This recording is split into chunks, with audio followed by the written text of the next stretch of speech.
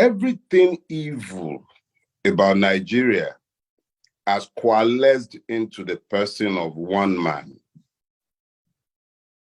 Everything that we have ever complained about Nigeria, everything came together on the 25th of February and produced the president-elect.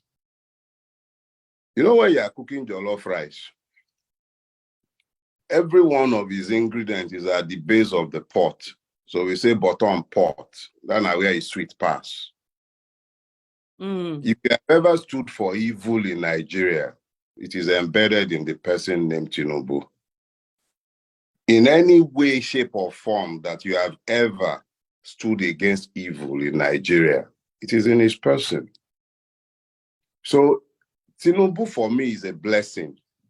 It clarifies the issues. If you can find accommodation for Tinubu, you're evil. It's simple. It's that simple. It's not about, because it's clear to anyone with half a brain that no election was won by Bola Ahmed Tinubu. He lost woefully. But producing him as the president-elect is the crystallization of Nigerian impunity, the madness of Nigeria. Everything that is wrong about Nigeria came together to produce this evil. So those who have any conscience in that country must of necessity forget the idiocy that has allowed them to subjectivize the truth to the point where they find reason not to support the truth. You cannot claim that it's not about the person of Gregory Peter Obi. It has nothing to do with his person. This is about principle. If there are still persons who are hiding behind their disagreements with his person, their objections to style, and they can find reason not to stand up for what they know to be the truth, shame on them. History will not remember Peter Obi's tribe. It wouldn't remember his religion.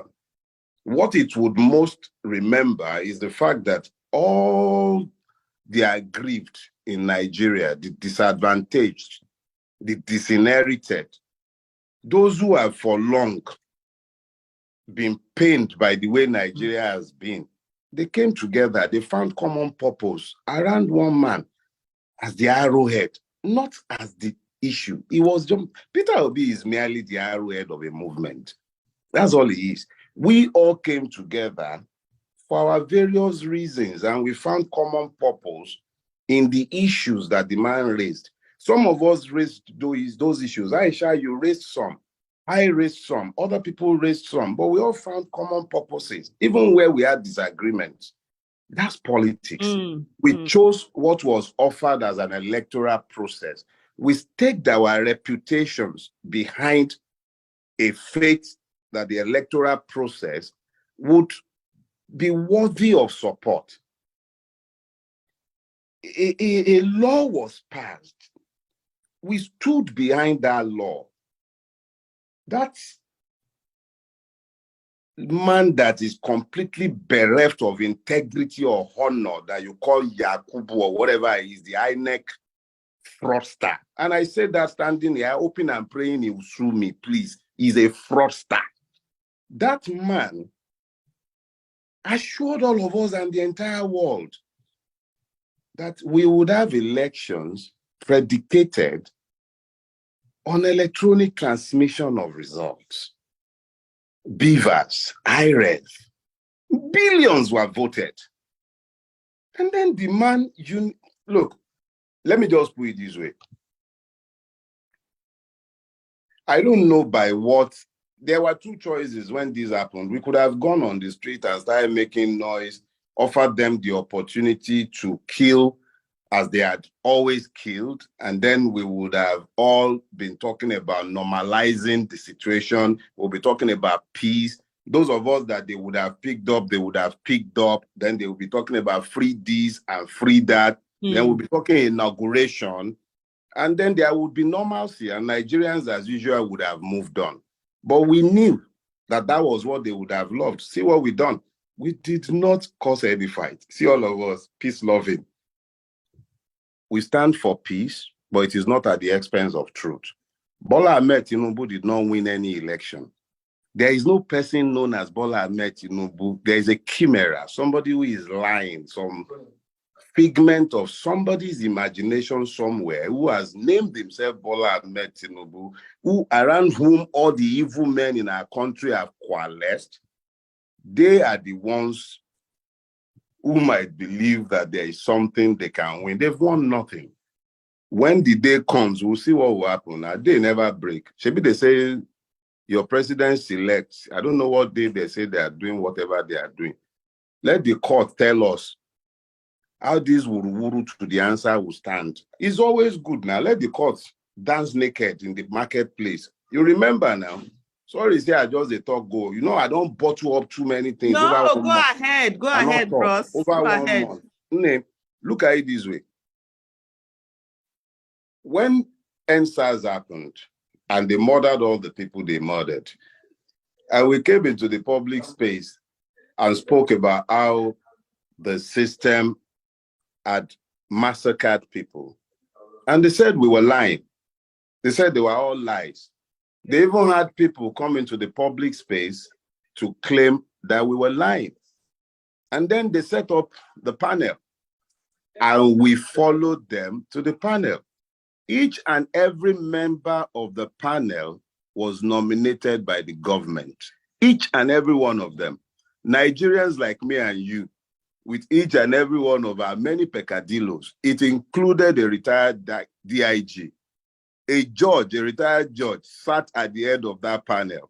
I believe 2 of the members of that panel have gone on to become judges in Lagos State today. So these were average Nigerians like me and you, with all of the many peccadillos of the Nigerians. But they sat together and they came to a unanimous decision because the evidence that were placed in the public domain and before the courts were way too weighty to be discounted. This is more or less the same situation on a bigger scale. We are back before a system that we do not necessarily trust. I am a member of Ramimba. Before we went to the tribunal, we were against the tribunal. We stood outside the tribunal carrying banner, protesting against the tribunal. And then we decided, you know what? Let's use their tribunal to unmask them in the public space. So we went before the tribunal and we brought evidence into the public space that the government would have preferred were not placed in the public space and that would never have found its way into the public space if we had abandoned that process. We were not going before the tribunal in any hope of justice, but we were determined to use the system to unrobe the Nigerian state. So we used the system. Because we went before the tribunal, we could show all the evidence we had, and the public could also see it.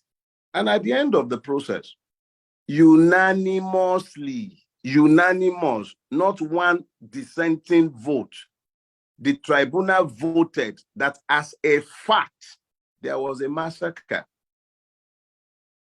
As a fact, the Lagos state government can say anything it cares to say. That's political. I don't expect Jide Sanwo-Olu to come out and say, yes, I facilitated a massacre. I don't expect the Nigerian army to say, yes, we were the murderers. But the tribunal, made up of men and women, nominated by the government, only nominated by the government, found that there was one. So I would say that the situation we are in now, why it's not exactly the same, is analogous to it. Because now we're before a tribunal. I do not have any trust whatsoever, and I repeat myself, let me not be ambiguous. I have zero trust in the Nigerian judiciary. I believe that judiciary is essentially a brothel.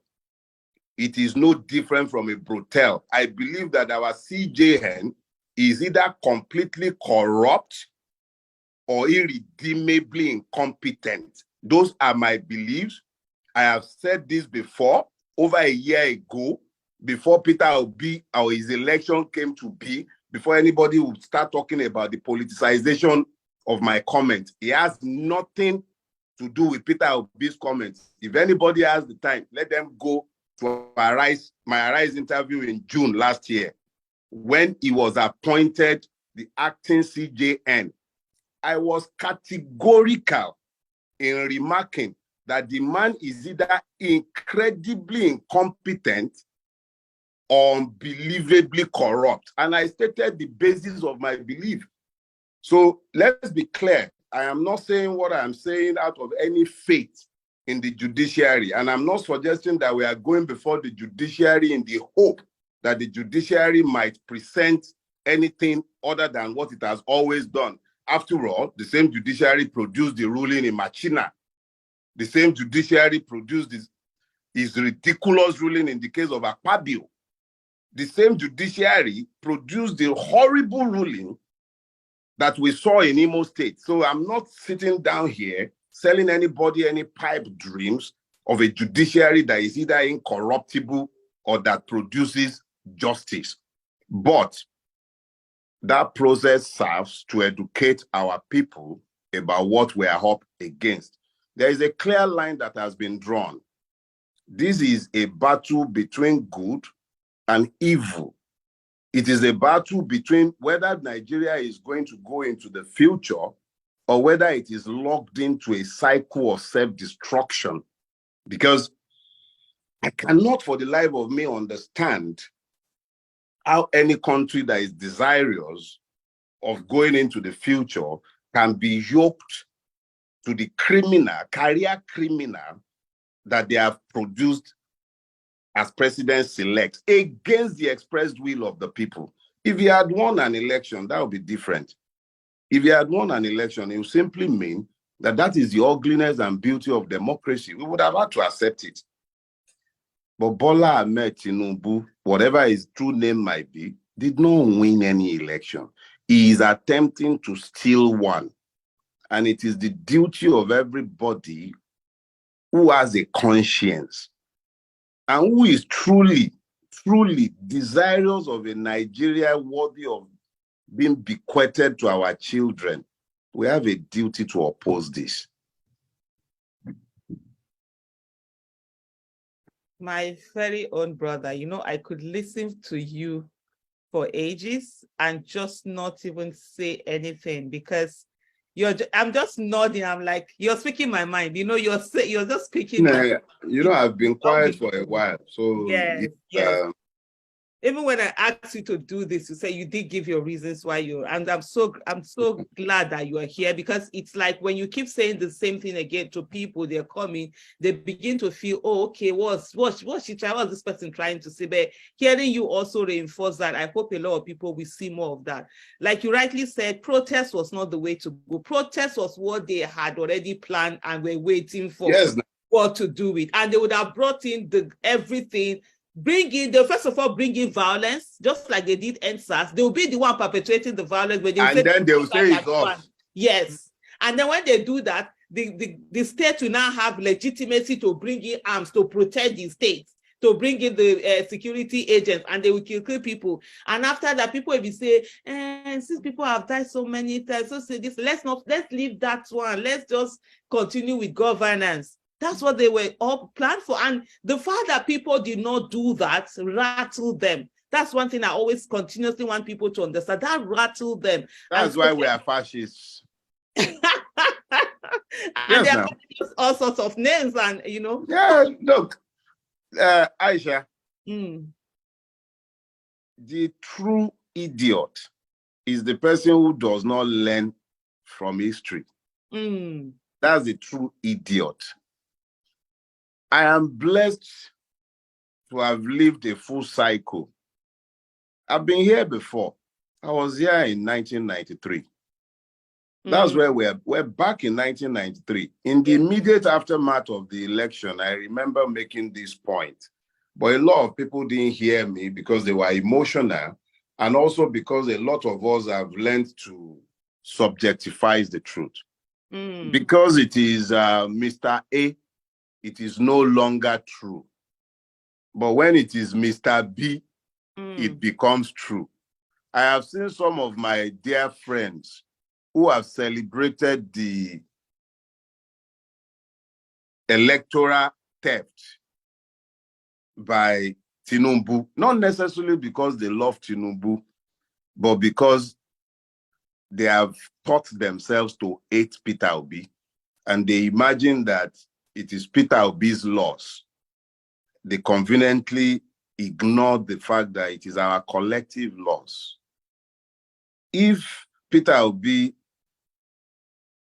becomes the standard by which you tell the truth, if his involvement shades the truth for you, if it makes the truth less true, then you should look at yourself, not at the man. But what you're seeing today is a situation where, because we have lived these cycles, we can recognize where we are at. In 1993, by this time, they had turned Abiola's mandate into a Yoruba mandate. They had begun the process. And that was exactly what Tinubu and his cohorts have attempted to do. They've attempted to make the Peter Obi mandate an Igbo mandate, a Christian mandate. It's always been their case. They always find how to reduce popular mandates to narrow lines, so that they might then talk about it as though it was not national in nature and it was only sectional. So that's what they've labored very hard to do with Peter Obi. The most obvious of the lies was to have attempted to target an Igbo mandate, conveniently forgetting that the same man won. I'm saying so full chest. He won in Nasarawa, he won in Taraba, he won in Plateau, he won in Benue. Are you getting me? He won significant votes in places where they would once upon a time have merely said the North voted this way, or the North this, the North that, subsuming human beings behind ethnic tags. But for once, Nigerians came together as one, and as they did in 1993, they are attempting to do now. Divide the people along lines so that they might legitimize what they have stolen. But unfortunately for them, and fortunately for us, we have seen it before. It's not going to work this time around. We are not playing that ethnic game, and it's not about religion. They wanted it to be about religion from day one. Muslim ticket. The same people who wanted everything to be about religion are the ones turning around accusing others of religiosity. The same people who wanted it to be about ethnicity are the same ones turning around branding it an ethnic. So when you've seen these cycles, you would understand very quickly that in reality, Peter Obi is Abiola in this cycle. Tinubu is Abacha. And that's dotted in Aso Rock that you call Buhari. That's Babangida, lame duck, complicit in evil, incapable of delivering on the promises of a nation. That's what you are saying. So we've seen this cycle before. We will not tire of telling the truth. If it means going into another cycle as we did in 93, we will. But the one thing that is clear, Nigeria cannot call itself a democracy and enthrone an electoral criminal as its president. It's not possible. This judicial system would have to decide whether it is truly the last hope of the poor man, or whether it is part and parcel of the evil that Nigeria has been governed by for decades. It didn't begin with Buhari. It's always been there. But this is the most brazen it has ever been. And it will be entirely up to us to reject this or embrace it. You can count on me to reject this. This is not happening. It's not happening with my consent. It's not going to happen. It won't happen. If I'm the only person standing saying it won't happen, so be it. At least history will record there was an insane one amongst them. Yes, there was an insane one. It's better to be insane than to to believe in corruption and feel that one is hopeless and continue Me to. and I know they call waiting they do us corruption. Our case not be corruption. Me and I know they call and corruption. What do we go call them? What do we go call You are them? either going to, and I'm serious about this. When you can only speak in terms of corruption when there are cause and effect, when there are consequences to the deed that you are calling corrupt. Okay. When there are consequences, then that's corruption, because if the person is caught, something will happen to them. But I will remind you that the man that is your president-elect is a career criminal. So if that was a country where consequences happen, Be in jail. You will not have a career criminal stealing the presidency, having corrupted every institution because they were already corrupted. So it merely facilitates. So, see, our case is not corruption. It is the reign of impunity. Impunity. If Ekweremadu had done what he did in Nigeria, what would have happened to him? They'll be abusing the people that are even asking for justice for the. Some people are already abusing those who think that Ekweremadu is deserving of his punishment. Yeah, and it's not just the government, it's the people themselves. So don't call it corruption. Our case is that we've become perverse, completely perverse. Once there is no purpose to genius, it becomes perverse. That's what we've become, perverse. Impunity governs us. Perversion have become our way. It is now that we need to decide whether it's full-blown or whether it's reversible. And we will, as citizens, we will reverse that. Thank you so much. I think I will go early on because I see a lot of people who are asking questions. I will open the floor. Please put up your hands if you want to ask questions. And also from those on YouTube, kindly write down your questions. So we'll be reading them out here.